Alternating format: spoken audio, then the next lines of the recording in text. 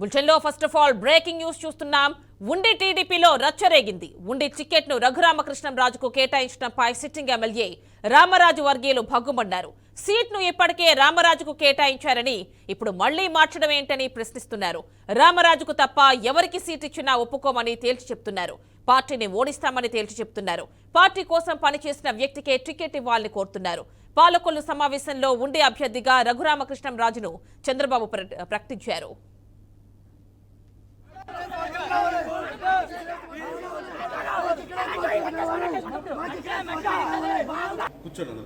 మనకు ఇప్పుడు క్లారిటీ కావాలి సార్. మన మళ్ళీ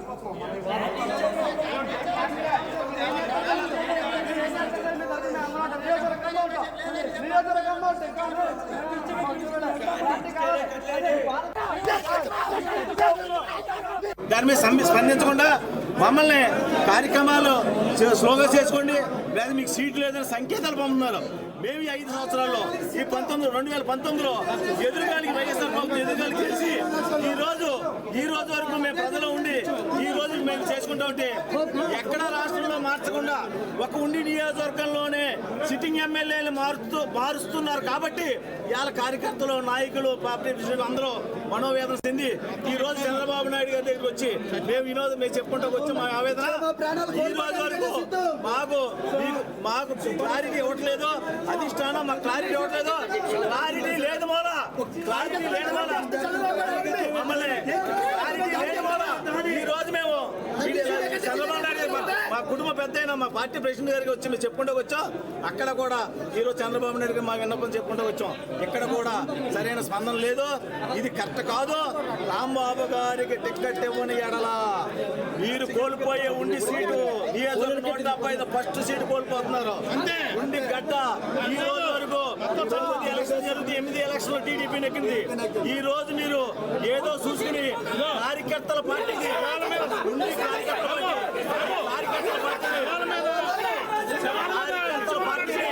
చేతులారా మీరు వ్యవస్థలో తీసుకెళ్లి పార్టీని బాగు చేసుకోవద్దు. మీ కార్యకర్తలు మీ జీవితాంతం మీ పార్టీ నిలబడి ఉందా? మా త్యాగాల మీద నిలబడి ఉందా? పార్టీ అభిమానం మీద నిలబడి ఉందా?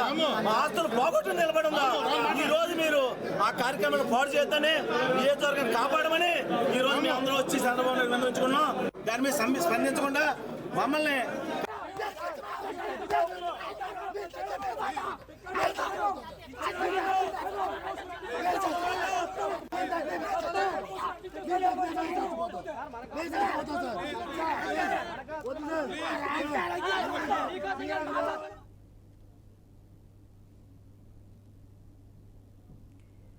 ఇక టీడీపీ టికెట్ రఘురామకృష్ణంరాజుకి కేటాయించడానికి సంబంధించి అంటే ఉండి టికెట్ ని రఘురామకృష్ణంరాజుకి కేటాయించడం జరిగింది.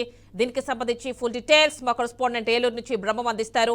బ్రహ్మం చెప్పండి, ఎవరైతే ఆల్రెడీ ఉండికి టీడీపీ సిట్టింగ్ ఎమ్మెల్యే రామరాజు ఉన్నారో ఆయన్ని పక్కన పెట్టి ఇప్పుడు రఘురామకృష్ణంరాజుకి సడన్ గా కేటాయించడంపై తీవ్ర అసంతృప్తి వ్యక్తం అవుతున్నటువంటి విజువల్స్ మనం చూస్తున్నాం.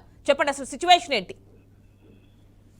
ఏమని ఏదైతే ప్రజాగాళం పేరుతో నారా చంద్రబాబు నాయుడు గత 3 రోజుల బట్టి కూడా ఉమ్మడి పశ్చిమ గోదావరి జిల్లాలో పర్యటన చేస్తున్నారు. ఇదే నేపథ్యంలో నిన్న నల్లజర్ల అంటే ఏదైతే గోపాలపురం నియోజకవర్గం ఉందో గోపాలపురం నియోజకవర్గంలో సంబంధించి కూడా అభ్యర్థిని మార్చాలి అంటూ కూడా పెద్ద ఎత్తున తెలుగు తమ్ముళ్ళు చంద్రబాబు నాయుడు కాన్వాయ్కి అడ్డుపడి నిరసన తెలియజేశారు. మరోమారు ఈ రోజు ఏదైతే పాలకొల్లులో ఆయన బస్ చేసినటువంటి ఏదైతే ప్రాంతం ఉందో ఆ ప్రాంతంలో ఈ రోజు ఉదయం నుంచి కూడా ఉమ్మడి పశ్చిమ గోదావరి జిల్లాకు సంబంధించి 15 నియోజకవర్గాల్లోనే 15 నియోజకవర్గాలకు సంబంధించి కూడా ఆ తెలుగు తమ్ముళ్ళు కావచ్చు లేకపోతే ఆ పార్టీ సంబంధించినటువంటి కీలకమైన నేతలు అందరితో కూడా ఈ రోజు 1-to-1 భేటీ అవుతున్నటువంటి నేపథ్యంలో ముఖ్యంగా నిన్న ఏదైతే పార్టీలోకి జాయిన్ అయినటువంటి ఎవరైతే రఘురామకృష్ణరాజు ఉన్నారో వైసీపీ సంబంధించినటువంటి సిట్టింగ్ ఎంపీ ఎవరైతే ఉన్నారో ఆయన తెలుగుదేశం పార్టీలో జాయిన్ అయ్యారు. ఇదే నేపథ్యంలో గత కొంతకాలం నుంచి కూడా రఘురామకృష్ణరాజు నర్సాపురం ఎంపీగా పోటీ చేస్తారని చెప్పేసి వచ్చినట్టు వదంతులు వచ్చినప్పుడు కూడా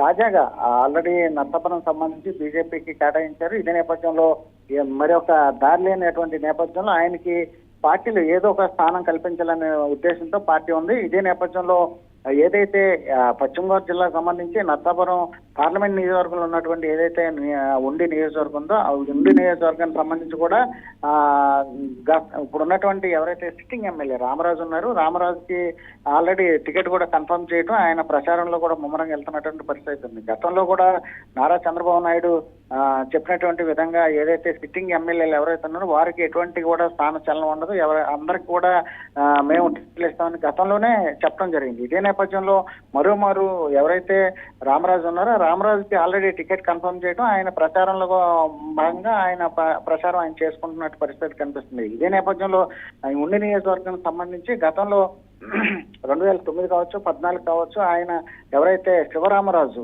కలవపూడి శివరామరాజు ఉన్నారో ఆయన 2 సార్లు ఎమ్మెల్యే గెలిచారు. 2019 ఎన్నికల్లో సంబంధించి ఆయన ఎంపీ టికెట్ గా నర్సాపురానికి పంపించినటువంటి నేపథ్యంలో ఆయన ఓడిపోవడం జరిగింది.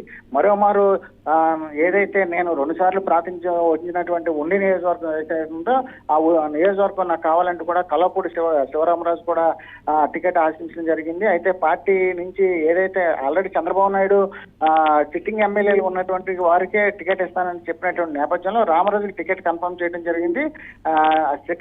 టికెట్ ఆశించి భంగపడినటువంటి ఎవరైతే శివరామరాజు ఉన్నారో శివరామరాజు రెబల్ అభ్యర్థిగా ఆల్రెడీ స్వతంత్ర అభ్యర్థిగా ప్రచారం చేసి ముమ్మరం చేస్తున్నటువంటి పరిస్థితి ఉంది. ఏదైతే తెలుగుదేశం పార్టీ సంబంధించి ఒక్కసారి మినహా అన్ని సార్లు కూడా తెలుగుదేశం పార్టీ ఉండి నియోజకవర్గంలో టీడీపీ జెండా ఎగరేసినటువంటి పరిస్థితి ఉంది. కంచుకోటలో ఉన్నటువంటి ఆంధ్రప్రదేశ్ లో ఏదైనా మొట్టమొదటి సీటు గెలుస్తుందంటే అది ఒక ఉండి నియోజకవర్గాన్ని మనం చెప్పుకోవచ్చు. అంత బలమైనటువంటి నాయకులు ఉన్నారు అక్కడ, కేడర్ అయితే భారీ ఎత్తున టీడీపీ సంబంధించిన ఉన్నారు. ఇదే నేపథ్యంలో ఇటు శివరామరాజు అదేవిధంగా రామరాజు వీళ్ళిద్దరి మధ్యనటువంటి వర్గపోరు ఉన్నటువంటి నేపథ్యంలో దాన్ని చెక్ పెట్టేందుకు చంద్రబాబు నాయుడు తాజాగా నిన్న చేరినటువంటి ఎవరైతే రఘురామకృష్ణరాజు ఉన్నారో ఆయన్ని తెర మీద తీసుకొచ్చారు. ఇదే నేపథ్యంలో ఆల్రెడీ ఎంపీ టికెట్ ఆశించినటువంటి రఘురామకృష్ణరాజుకి ఎలాగో సీట్ లేదు కాబట్టి ఇక్కడ ఆల్రెడీ కంచుకోటకు ఉన్నటువంటి ఏదైతే ఉండి నియోజకవర్గం టీడీపీ టికెట్ ఉందో ఆ టీడీపీ గెలిచే స్థానాన్ని రెబల్ క్యాండిడేట్ గా ఉన్నటువంటి శివరామరాజుకి అదేవిధంగా రామరాజుని ఇద్దరిని కూర్చోబెట్టి మాట్లాడి తర్వాత రఘురామకృష్ణరాజు సీట్ ఇవ్వాలని అనుకున్నారు. అయితే ఇదే నేపథ్యంలో ఇది గ్రహించినటువంటి ఎవరైతే సిట్టింగ్ ఎమ్మెల్యే రామరాజు వర్గీయులు అయితే రామరాజుకి టికెట్ ఇవ్వాలి, రఘురామకృష్ణరాజు కానీ లేకపోతే ఏ ఇతర కూడా సీటు మార్చొద్దంటూ కూడా పెద్ద ఎత్తున ఈ రోజు చంద్రబాబు నాయుడు ఎదుట నిరసనలు తెలియజేసినటువంటి పరిస్థితి ఉంది. మరో పక్కన మనం చూసుకున్నట్లయితే ఏదైతే ఆల్రెడీ చంద్రబాబు నాయుడు కూడా నిన్న ఏదైతే నల్లజర్లలో జరిగినటువంటి నిరసన జరిగిన టైంలో కూడా ఆయన చెప్పడం జరిగింది. ఏదైతే ఒక్కసారిగాన ఇటు గోపాలపురం కావచ్చు లేకపోతే ఇతర ప్రాంతాల్లో ఒక్కసారిగానే ఒక సీటు మార్చినట్లయితే రాష్ట్ర వ్యాప్తంగా కూడా అనేక సీట్లు మార్చవలసిన పరిస్థితులు కూడా ఉన్నాయి. కాబట్టి ఎక్కడ కూడా మేము ప్రకటించినట్టు సీట్లు పార్టీ ఏదైతే టికెట్ ఇచ్చారో అందరూ కూడా కట్టుబడి ఉండాలని చెప్పేసి కూడా ఆయన చెప్పడం జరిగింది. మొత్తానికి మనం చూసుకుంటే రఘురామకృష్ణరాజు ఒకసారి ఎంపీగా వస్తారనుకున్నారు, రెండోసారి ఎమ్మెల్యే టికెట్ అయినప్పుడు కూడా ఆయన స్థానం అయితే ప్రశ్నార్థంగా మారినటువంటి పరిస్థితి ఏర్పడింది. Right Brahmam, thank you.